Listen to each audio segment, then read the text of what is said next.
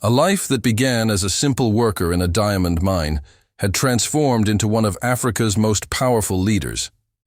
Now Ibrahim Traoré sat at the same table with Western company CEOs who had come to purchase the mine where his father had died. But not everyone at the table was showing their hand. In the meeting hall of the presidential palace in Ouagadougou, the capital of Burkina Faso, representatives of the world's most powerful mining companies were seated. At the head of the table, standing tall in his military uniform, Ibrahim Traoré was calmly listening to the offers for his country's most valuable treasure. Mr. President, Atlantis Mining offers $1.2 billion in cash and a 20-year technology transfer. To your country for the Blue Diamond Mine, said Charles Leblanc, his face flushed. This will have diplomatic and economic consequences, President Traoré. Your country doesn't yet have the technology to operate such a mine on its own. Traoré smiled. You're mistaken, Mr. Leblanc. For the past 2 years, more than 200 mining and geology engineers have been trained at Burkina Faso Technical University.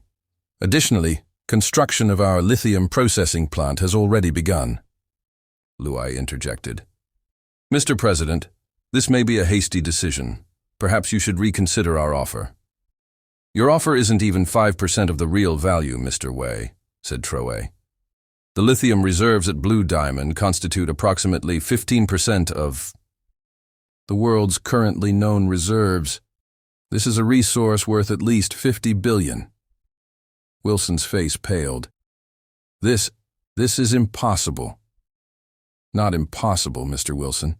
Just a reality you thought only you knew. Traoré opened a folder on the podium. Now I'm presenting you our real offer. The operating rights of the Blue Diamond Mine will remain with Burkina Faso. However, we're open to international partnerships for processing and marketing. Here are our terms. The press members were taking notes frantically as they watched the developments in astonishment. This was a historic moment not just for Burkina Faso, but for all African countries. Outside the meeting hall, Burkina Faso military units had already surrounded the mine. Atlantis Mining security personnel had been disarmed. The operation had been completed without bloodshed. That afternoon, international reactions began to pour in. The French Foreign Ministry described Burkina Faso's decision as an unacceptable nationalization and threatened sanctions. The U.S. State Department spokesperson, Burkina Faso's unilateral action threatens international investment security. We are evaluating all legal options to protect the rights of American companies. The Chinese Foreign Ministry made a more cautious statement. We hope all parties will find a solution through dialogue. Traoré convened an emergency cabinet at his palace. Finance Minister Konabo was concerned. French banks have frozen our accounts. The IMF and World Bank have suspended our loans. Our foreign exchange reserves are limited. As expected, said Traoré. Activate Plan B. Implement the agreements we signed with Russia and Iran. Request the first batch payment for lithium in gold. Foreign Minister Traoré. We're receiving messages of support from the African Union. The leaders of Mali, Niger, and Guinea have announced their support for our decision. Also, BRICS countries are giving positive signals. We need to explain to our people, said Traoré. I'll speak on national television tonight. That evening, the people of Burkina Faso gathered around their televisions. Traoré spoke calmly but resolutely. My dear citizens, today we opened a new page in our country's history. The Blue Diamond Mine now belongs entirely to us. They hid the true value of this mine from us for years. They showed us only the diamonds, but concealed the lithium deposits, which are the real treasure. He showed his father's blue diamond piece in front of the camera. My father died in this mine. In memory of him and thousands of Burkinabe workers like him, we reclaimed these resources today. There will be difficult days ahead. Western powers will put economic pressure on us. Prices may rise. There may be shortages of some products, but we will resist together because freedom has a price and we are ready to pay it." Following the speech, thousands began to gather in the streets of Ouagadougou. People were celebrating their country's bold move. Chants of "Burkina Faso Hulka, Burkina Faso belongs to the people" rose. A week after the signing ceremony, international sanctions began in full force. Western banks cut ties with Burkina Faso. The IMF froze loan agreements.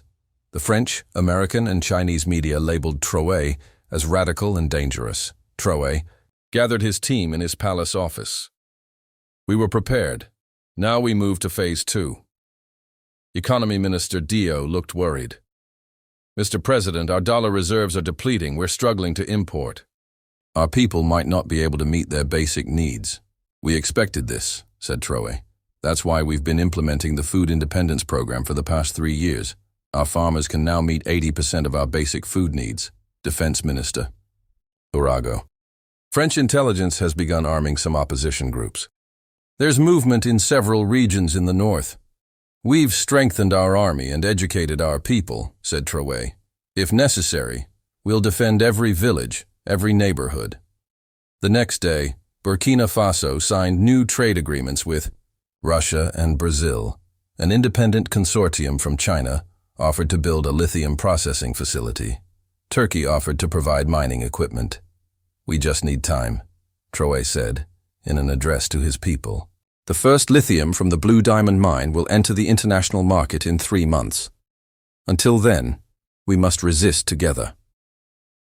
While Western media claimed Traoré was committing economic suicide, messages of support began to arrive from other African countries. Mali, Guinea, the Democratic Republic of Congo, and South Africa made statements supporting Burkina Faso's sovereign right. A movement called the Traoré model started, especially among young Africans. Hashtags like "Our Blue Diamonds" and "Africa Eyes Ours" trended globally on social media. 3 weeks later, the first serious crisis erupted. General Boubacar attempted a French-backed coup. At midnight, he surrounded the presidential palace with a small military unit, but Traoré's intelligence was prepared. The coup attempt was suppressed within hours. Footage broadcast on national television showed General Boubacar and other coup plotters in custody. Seized documents revealed that French intelligence had financed the coup plan. This event strengthened the people's support for Traoré even more. The streets filled with crowds chanting, "Death to traitor Boubacar." However, Traoré chose a different path. Instead of executing Boubacar, he called him to testify in a live broadcast. "General Boubacar," said Traoré in a calm voice, "today I want to ask you not your punishment, but why you betrayed your country." Boubacar answered, trembling. "The French offered me $5 million. They promised a new life, a luxury villa in Europe. What about your country's independence, the future of your people? What is their value?" The general remained silent, bowing his head. "Here is the clearest example of how the West controls Africa," said Traoré, turning to the cameras. "They divide us by using the weaknesses within ourselves." This event also resonated in international public opinion. France denied any involvement in the coup attempt, but the evidence was clear. Many citizens in Western countries began to question their government's role in such activities. The West's economic pressure continued for 6 months. The people of Burkina Faso went through difficult times. There were shortages of some basic products. Prices rose. Street protests began. Traoré addressed the nation on national television every evening. "Freedom has a price, my brothers and sisters. But this price is less than the cost of centuries of exploitation."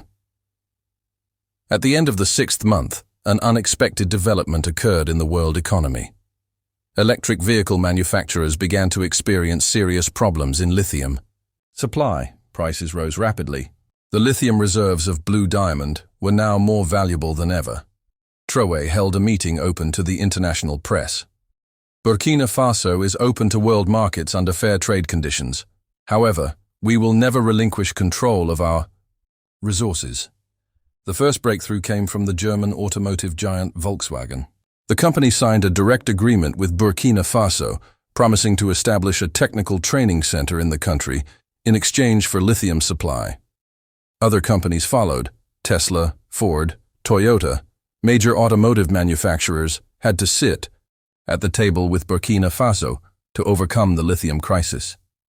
However, there were also challenging struggles within the country during this process. The operation of the Blue Diamond mine turned out to be more complex than expected.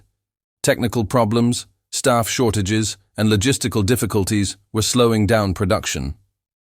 Traoré was constantly visiting the mine day and night. He worked with engineers trying to solve problems on site. One night, as he was working late in his office at the mine, Konate, the old miner, knocked on the door. "Mr. President, I wanted to talk to you," said the old man. "Please, Konate, I owe you a lot." "My father also worked in this mine," said Konate, looking out the window. "And his father too. For 3 generations we gave the wealth of this land to foreigners." "We're not giving it anymore," said Traoré. "Now this wealth belongs to us." "Yes, but it's not enough," said Konate. "Operating the mine is just the beginning. What's really important is how we use this wealth." Konate pulled a small notebook from his pocket. "Here are the names of all the workers in the mine, those who lost their lives, got sick, became disabled while engineers from Russia and China were training local teams. Young Burkinabe engineers were learning complex processing procedures. One morning, Traoré visited the mine. With him were young students from all over the country. They were all students of the newly established Blue Diamond Technical Academy. "This mine is no longer just a mine," Traoré told the students. "This is a symbol of our independence and our future." The students toured different sections of the mine. They saw the lithium extraction process, diamond processing facilities, and quality control laboratories. One of the oldest workers at the mine approached Traoré. "Mr. President, I want to show you something." The worker took Traoré to an old section of the mine. Here, at the site of the 1994 collapse, there was now a small monument. The names of the workers who lost their lives in the accident were written on it. At the top was the name of Amara Traoré. "We made this," said the old worker. "We won't forget them anymore." Traoré touched his father's name. His eyes were filled with tears. "Thank you," he said quietly. That day, a special ceremony was held at the mine. The first lithium batch extracted from Blue Diamond was ready to be exported in processed form. Its value was approximately 500 million. In his speech at the ceremony, Traoré said, "Today, we're not just exporting a mineral. We're declaring our independence, our dignity, and our right to determine our own destiny to the world." The international journalists attending the ceremony were amazed at how a move they had labeled as madness a year ago had now turned into a success. 1 year later, Traoré was at his father's grave. With him stood the first graduates of the newly established mining academy, all young Burkinabe. "My father left me a small blue diamond," Traoré told the young people. But that wasn't his real legacy. The real legacy was the belief that the wealth of our lands belongs to us. In the distance, the new facilities of the Blue Diamond mine were visible.